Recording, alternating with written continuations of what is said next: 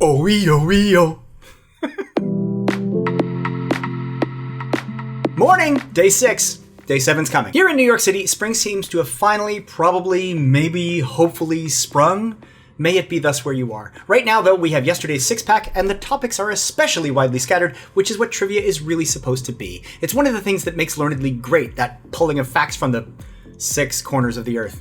Let's get to it. Question 1. Abenomics is a nickname that has been used widely for a set of economic policies adopted in what country? If you read this as Abenomics and wondered what Abraham Lincoln's federal budget plan was, well, I get that. But once you pronounce it a little differently as Abenomics, and then ask yourself, is there a world leader named Abe? Well, there is. Or rather, there was. Shinzo Abe led Japan for 14 years until 2020. Apparently, he was a bit of a conservative. Abe left office in 2020 due to a bout of colitis to be replaced by Yoshide Suga, who didn't last long, and now the current Prime Minister of Japan, in case it comes up, is Fumio Kishida, a liberal Democrat. At least that's the name of his party.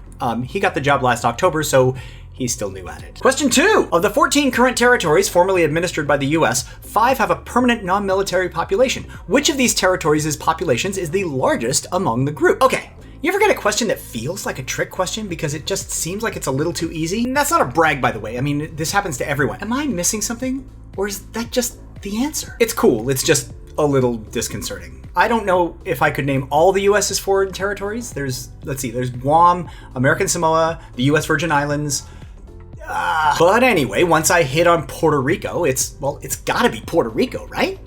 Right? So it turns out that of the US's 14 unincorporated territories, only 5 have any meaningful population at all. Most of the uninhabited ones are Pacific Islands that were strategically important in World War II and still have military bases on them, but none of them have nearly as many people as Old San Juan. Question 3. In physiology, it's the expansion and contraction of artery walls. In botany, it's the common name for the edible seed of plants in the Leguminosae or Fabaceae family. What is the word in question? If Latin is your first language, I apologize for the pronunciation. The key to this question is knowing what a pulse is in regards to beans. A pulse is the name for a dry bean, lentils, chickpeas, lima beans, kidney beans, that sort of thing. Once you expose them to water, or feed them after midnight, they turn into real live beans. And then, after you eat them, they become has-beens. If I'm getting this wrong, I'm eager to get it right, do let me know, but that's kind of my impression as to why they're called pulses and when they are pulses. Question 4. Of the Chansons de Geste, a set of epic poems of medieval France, the oldest existing and best known is the chanson of what military leader composed around the year 1100? What? You've never heard of the Song of Roland? All right.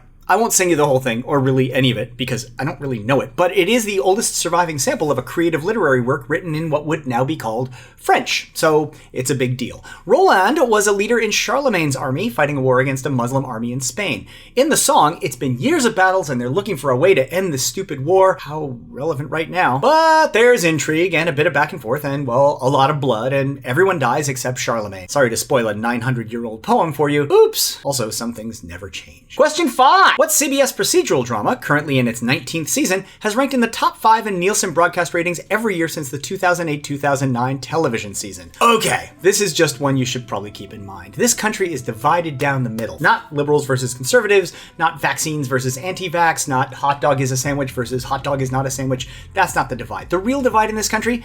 People who don't know anyone who has seen a single minute of NCIS and keep forgetting it exists on the TV, and the entire cities of people who watch it religiously. This show about the Navy Criminal Investigation Service is a ratings beast for CBS and has been since 2003. At this point, I'm guessing Mark Harmon, the star of the show, lives in a very nice house. Fun fact, Mark Harmon married to Pam Dauber, Mindy from Mork and Mindy, and they've been together for like 35 years now. Go them! Okay, last one. Question 6. In 1981, Warner Brothers released an eponymous album by Minneapolis band The Time, with production, recording, engineering, and mixing credited to Jamie Starr, an early pseudonym for whom? This is a cheeky question. As anyone who's seen Purple Rain or Jay and Silent Bob Strike Back can tell you, Minneapolis funk band The Time was fronted by the diminutive, quirky, kind of awesome Morris Day. But production, recording, engineering, mixing, there was only ever room for one musical polymath in Minneapolis, and regardless of the name he was using on the albums, that polymath is the late and very great Prince Rogers Nelson. He was prolific enough that he used lots of pseudonyms just to get stuff out there. Aside from Jamie Starr and the love symbol, he used names like Joey Coco, Alexander Nevermind, and Christopher.